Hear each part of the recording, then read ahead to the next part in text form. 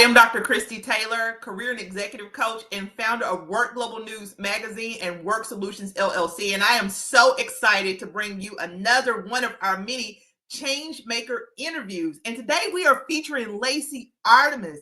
She is passionately playful and a creative speaker, host, performer, and producer. Now, she has rallied from a very socially awkward youth to taking stages by storm. And Lacey has the versatility to deliver anything from a 5-minute stand-up comedy set, and I'm looking forward to laughing with you today, Lacey, to a 60-minute keynote speech at a conference. And she is the host and producer of the Hat Collecting podcast and the creator and host of The Play Space, a workshop for grown-ups. Now, Lacey is invisibility disabled and also a member of the LGBTQIA community. Lacey, I am so excited to introduce you to our audience today. And let you introduce yourself, and then let's get right into this conversation. Yeah, I mean, you covered a lot of the basics there. I believe it or not, in a former life, I was an accountant by day, but that wasn't doing it for me. So I followed my passion, my spark, and now I'm doing events and performing and speaking and producing, and it's a dream come true.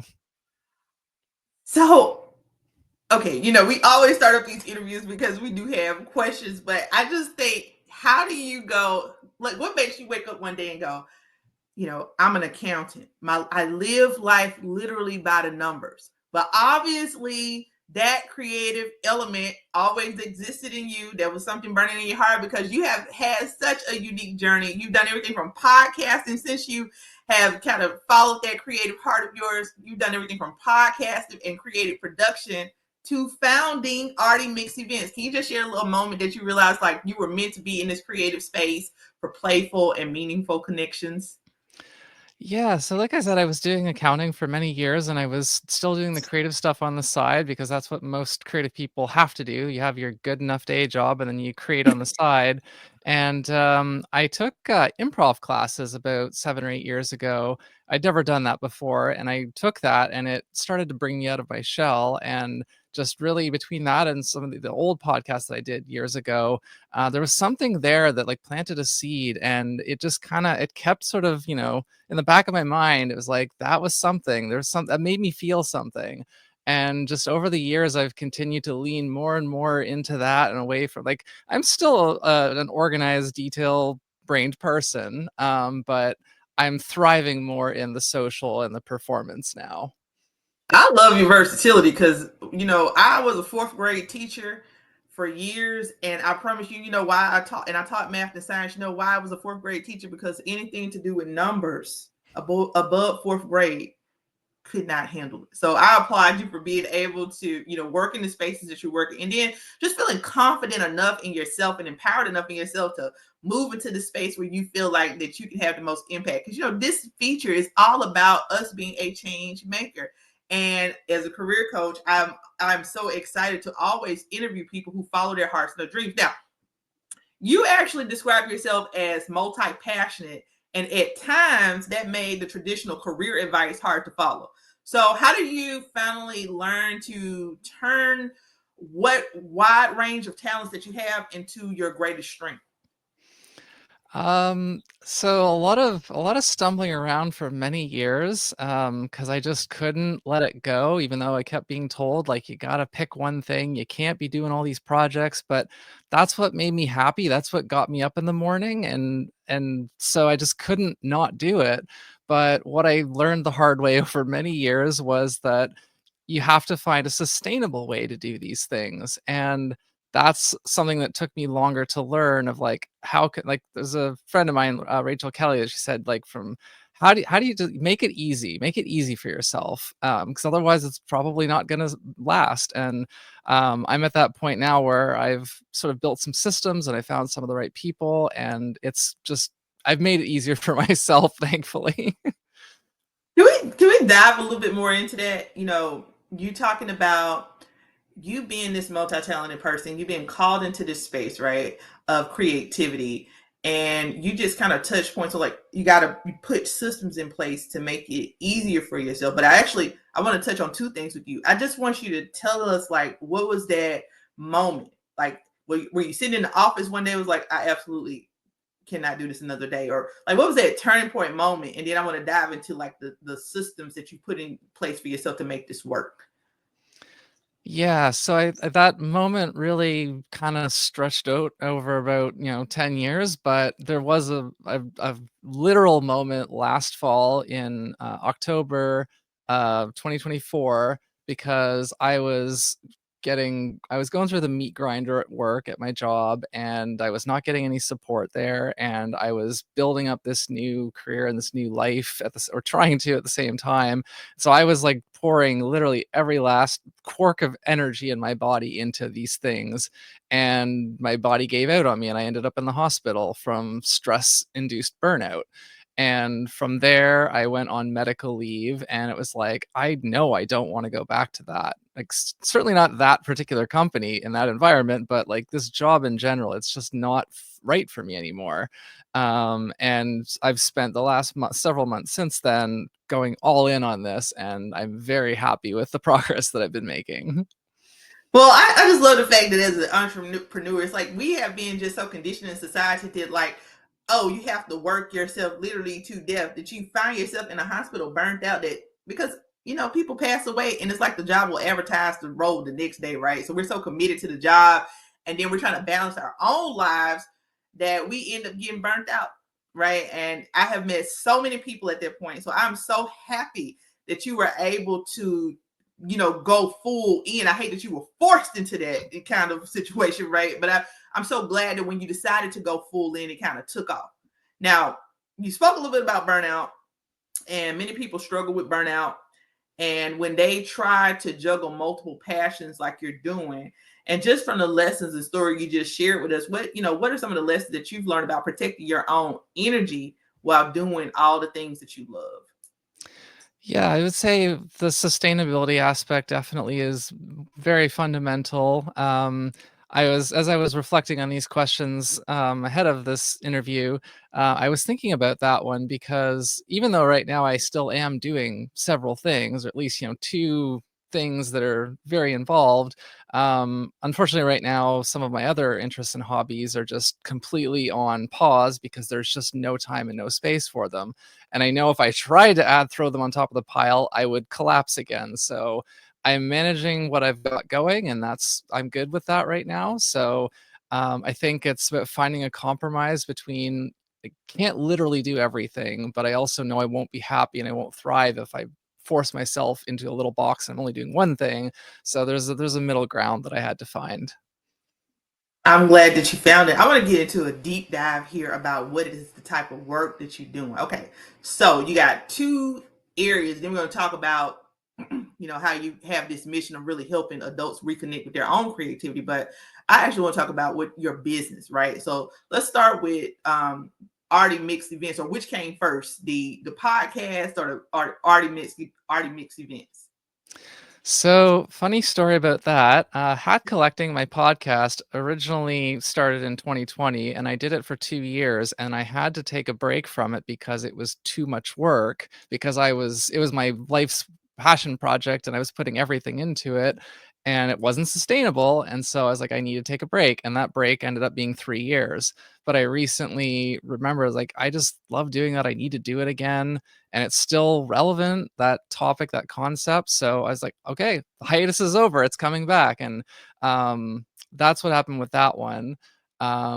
Sorry, I forgot the other half of the question. Well, ADHD. I wanted you to just talk a little bit about these two areas, because we're gonna take a deep dive into that, Yeah, right? Hat collecting, because right. I'll touch on what I said before the podcast, Mhm. um, and then Arty Mix Events. Talk a little bit about Right. that. Yes. So hat collecting version 1 happened first. Arty Mix Events technically happened second, and hat collecting version 2 happened third. So, Yeah. what is Arty Mix Events? Talk about that. Tell us a little bit about that story behind that. Yeah, so as I'm sure many people who are watching or listening to this can relate, once we get into our adulthood, once we're not in school anymore, or we don't have, like, if we're not sort of in some kind of class with other people of a shared shared topic or shared interest, or like on a sports team, we really kind of lose connection. It's a lot harder to connect with new people and to form deeper connections.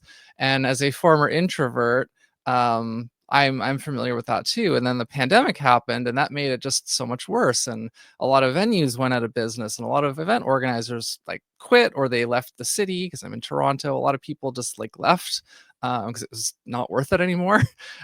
So a lot of stuff just literally stopped and went away, and it's come back in the last couple of years. But as I've attended events, I have basically, it was partly that I just saw a lot of things like I felt like I was like, "This event could be, I think it would be better if this event was done this way," or, "I think this event would be really cool if they added this to it."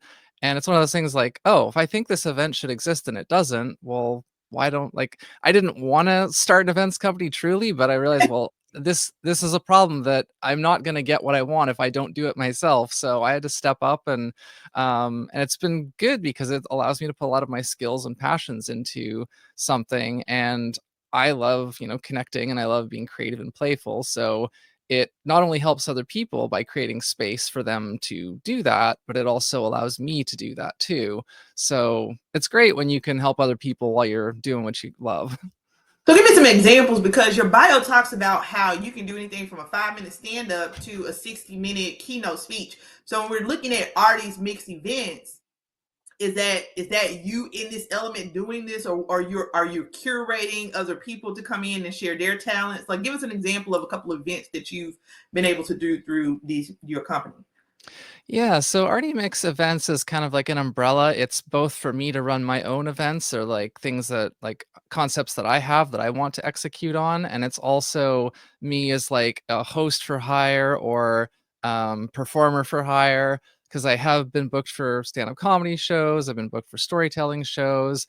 I performed last month, or sorry, I say March. It's I performed in March at a puppetry slam, or puppet slam, as part of a puppetry festival. So again, that was another thing. But yeah, like I've done lots of 5-minute comedy sets, and I have done longer, talks and presentations. And I just feel really comfortable with all of it, and I enjoy all of it. So that's why I say, like, whatever you got to throw at me, if you want to put a mic in my hand and have me, interact with people, I'm like, yeah, let's do it. Okay, so what I was not expecting to come out of this conversation was to learn that you were doing puppets. Okay, I thought it was so. Now that caught me off guard, because my next question to you was gonna be like, what's your comedy style? Like, if I was to book you to be a comedy, I got to go back to the puppets in a minute, because that's a cool talent. So, but in terms of like your comedy style, who would you say, what like comedians would you relate yourself to? Um, it's I actually I have a list, but I don't wanna take the time to go and find it and pull it up. Yeah. But like a couple of years ago, I made a list of like my top 10 male comedians, my top 10 female comedians, because I get asked that sometimes, and then on the spot, I can't remember. So I have those lists, and I can send them to you later. But I know that I love wordplay. Oh, actually, okay, Mike Kaplan. That's one Okay. I should not forget. He's in New York, from New York, and he does very kind of like philosophical, brainy wordplay, silly stuff, and that appeals to me on multiple levels. So that's one of my influences for sure. Yeah, I love Wanda Sykes. I mean, her whole demeanor she's about everything. actually on my top 10 list. Yeah, I love her. I love Chelsea Handler. I love Lunel. I love comedy. Comedians in general. Um, and so I gotta go back to the puppet thing. Was that something like that was a pop up? Like, hey, we need you to come and do this, gig or event, and it's gonna include puppets, or was that just a part of your creative ability that, like, hey, I can do puppets and too. So the way that happened, was doing the comedy stuff and the storytelling, and I was enjoying performing and just connecting with audiences on stage one way or another. And I heard about a puppetry workshop that was happening here in Toronto. It had been a 1-day thing, and so I reached out to them and I was like, "Hey, is this happening again? Because I want to give it a try." And they said, "Yeah, we're gonna run it again as like a 7-week thing or whatever. I was like, okay, I got to try this because I loved watching, Sesame Street and the Muppets and things when I was younger. But it never struck me that like I'd want to do that. But now that I'm enjoying performing so much, it was just like, I at least want to try it because I've been trying these things and they've been going really well. So why not? Yeah. But that one, I do enjoy puppetry, but there's a lot more to it than you might think. And it's one of those things that like I enjoyed performing at the Puppet Slam, but in terms of the skill of like performing, I enjoy more like speaking and presenting more so than like strict perform, but I do enjoy that too. But it's so this what I'm trying to say is I'm not actively pursuing puppetry. I know I'm it just was one of Yeah. those things. Like it's like this. That just shows how eclectic and Hmm. dynamic and multifaceted you are within this creative space. Now, Hmm. you also just my last question regarding what do you do under this umbrella of creative pieces for you is the talks. Okay, so if what types of talks and speeches are you giving? Like under that umbrella, like what are the variety of topics that you talk about?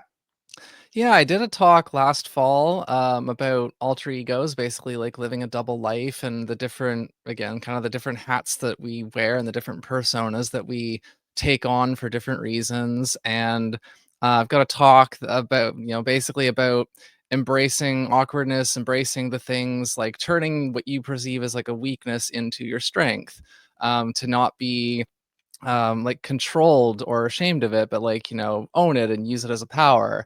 And I'm doing a talk in the summer at a conference about burnout. So this again, with being so multi-passionate and so versatile, I can speak to a lot of different subjects. And I was saying to my agent that like I could even take the same subject, I could turn it into a stand-up set, I could turn it into a talk, I could turn it into a presentation, a workshop. Like I seem to be very versatile with that. Yeah, it's so clear you have such a gift, and I want to take that all of this talent that you have, take it back to your podcast. I want you to really tell us what Many Hats is about. Yeah, hat collecting, when I was thinking about what to call it, um, I was thinking about that because the project combines all these different Yeah, things because that I we do. first got on before we record, guys, we started. I said, "Oh, should I go get my hats from?" I didn't catch it at first, but it's like it makes so much sense, right? The mini hats. So let me let you keep going there. Yeah, so it was a project that, combined most, if not all of my interests into one thing, and so I was like a graphic designer, and I was a host, and I was an editor, and I was a sort of script writer, and I was doing, like, guest booking and, like, website and all these things, and I just, was like, "Well, yeah, I my whole life, I've just been wearing all these hats," and yeah, so when I was thinking about doing like I knew I wanted to do a podcast and I was thinking about what to call it. And so I had a few different names in mind, but one of the ones that came out on my brainstorming list was hat collecting, and that instantly clicked with me. Cause like, oh yeah, like that's me. Like literally like and so the funny thing is the way that it was metaphorical, but then as part of the show I started to actually also collect hats. But it was a passion project where I was able to combine so like literally wear all these different hats or metaphorical hats and be my own graphic designer, editor, producer, host, web manager, like just all the things. And I really enjoy that. And that's so the name was fitting, and I've had to clarify to a few people that it's metaphorical, but I'm happy to be doing it again. And I'm trying to think like how can I incorporate hats again in a non-gimmicky way. Well, I think it's really an excellent name for the podcast because this is why I had you describe really what you're doing in your business and in your work, because I think that it goes so well into the podcast in the theme where you talk about hat collecting, because we as entrepreneurs and creators, we play all of these many roles. Now, Lacey, I want to transition the conversation because, you've told us about all the things that you're doing in your business, but you have a mission for helping adults. You kind of mentioned it briefly, reconnect with creativity and playfulness. And I thought that it would be only be befitting for us for you to tell us about all of the things that you're doing to be creative. But now I want to transition to how you are on this mission to help other people. And why do you think it's so important, especially now for grown-ups, to rediscover their playful side? Yeah, I think my sort of view of it, again, this is partly my own experience, my personal experience and what I've sort of experienced of other people and like what they've told me. Um, Once we get out of school and we get out of classes and, we're not doing as many things where we have like convenience relationships, we really do end up becoming more isolated and more disconnected. And something that I noticed at events that I try to address as much as I can at my events is that a lot of events you'll go to and it'll be like up to the people at the event to kind of mingle and to talk to people. And so for introverts or socially awkward people or socially anxious people, they will maybe only talk to like one or two people, even if there's like 30 or 40 people at the event. And I realized that that's like a missed opportunity. And so, like, I've kind of played wing person for a couple of my friends at times, and like that was a fun little thing. But with my events, I realized that so as grown-ups, as adults, everyone's very busy. We're all dealing with stuff, and we're often not good at carving out that time and space to intentionally play and be creative to the level that would, really benefit our lives and our Yeah. mental health and physical health. And so it's kind of that combination of I'm trying to create and hold space that people can reconnect with that creativity and that playfulness and that kind of youthful joy, and they can also have a really good opportunity to connect with other people.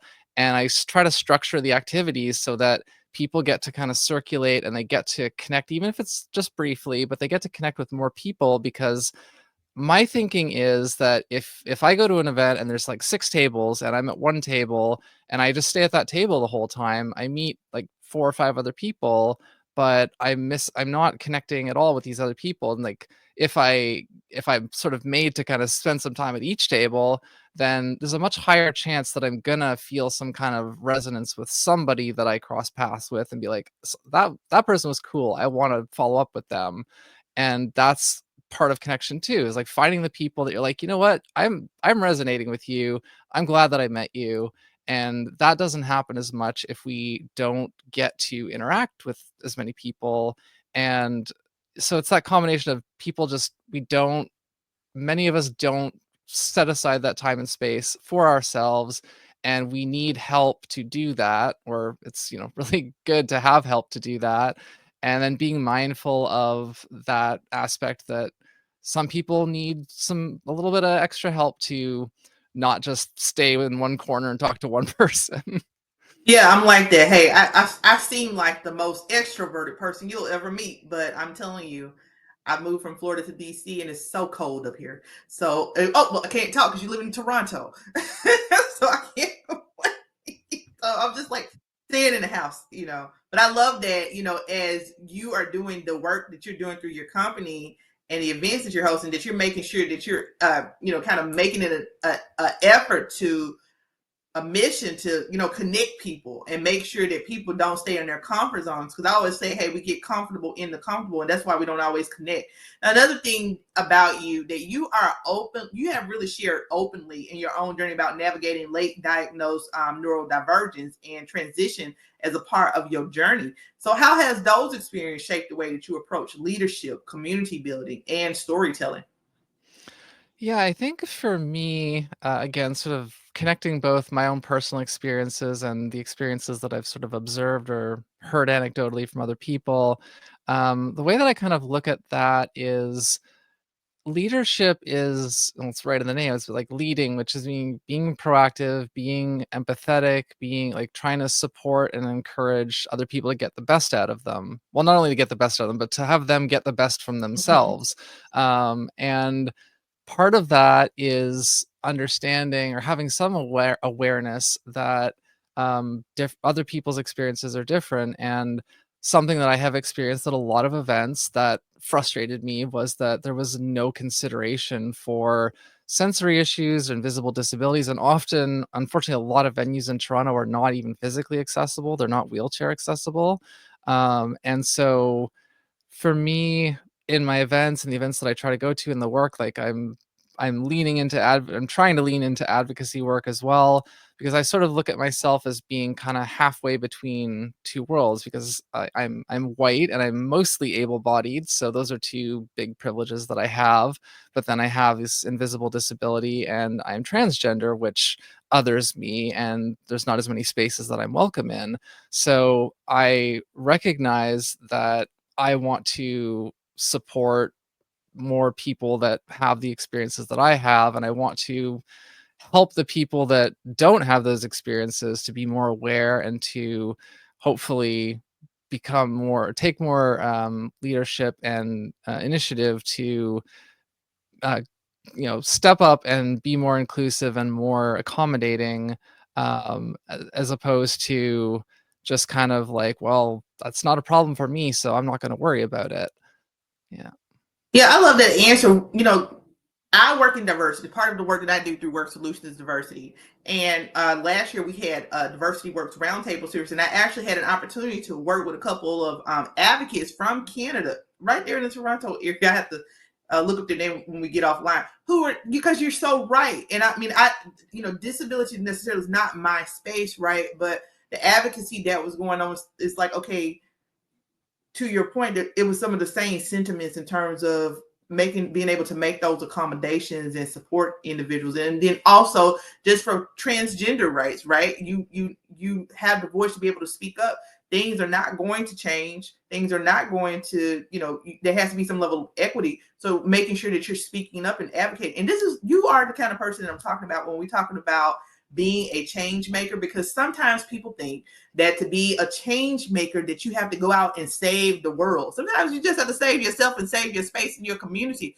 And the change starts with you just being who you are and trying to make a difference with who you are, where you're at in this moment right now, and showing the love and support that you do for people. And I'm just so grateful to have had an opportunity to interview you and connect with you, because I love the work that you're doing. Now, you are all about connecting adults, because we know that loneliness, there is an epidemic. And I think that you've done just a brilliant way of explaining how you integrate this into your events. I'm going to ask you a couple of more questions before we close out, because I know I like to get advice from change makers like you, because as you guys will get sick of me saying, it doesn't matter if you listen to this today, tomorrow, next year, 10 years from now.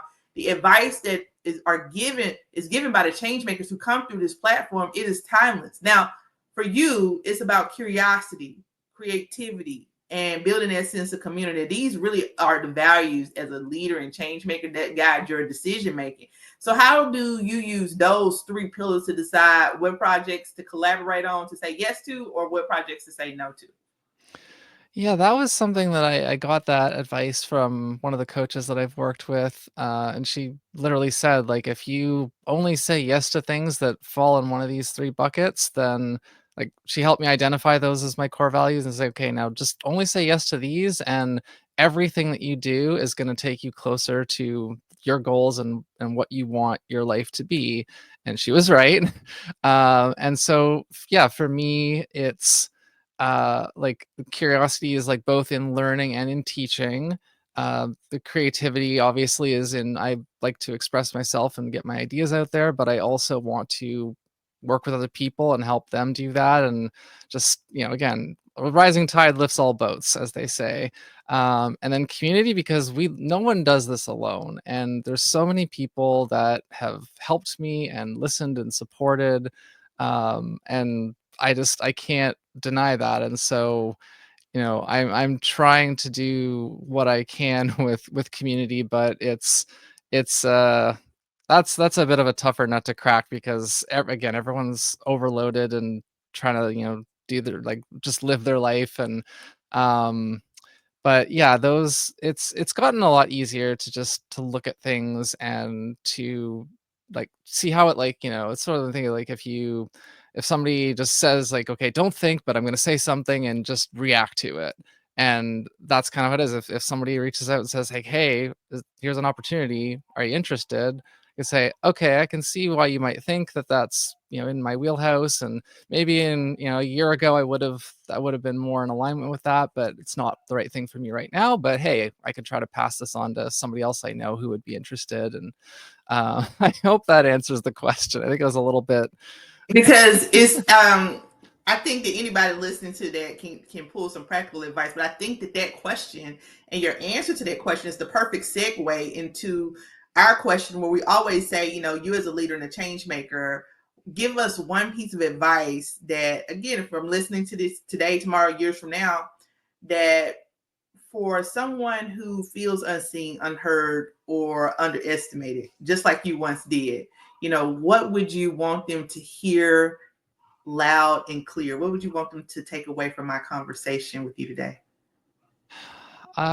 My original answer to this was going to be to just believe in yourself, but that's a little bit vague. So what I'm gonna refine that to the more recent kind of lesson that I came to for myself was that um, I think that, like, because that now, so now I recently started working with an agent, and I had a coach that finally, I feel like finally, like, saw me for what, like, who I am and what I am about, and didn't try to, force me into a lane, or to, to define myself in one word, but like, no, like, you're multi-passionate, and this is you, it's your strength, and let's figure out how to make it work for what you're trying to do.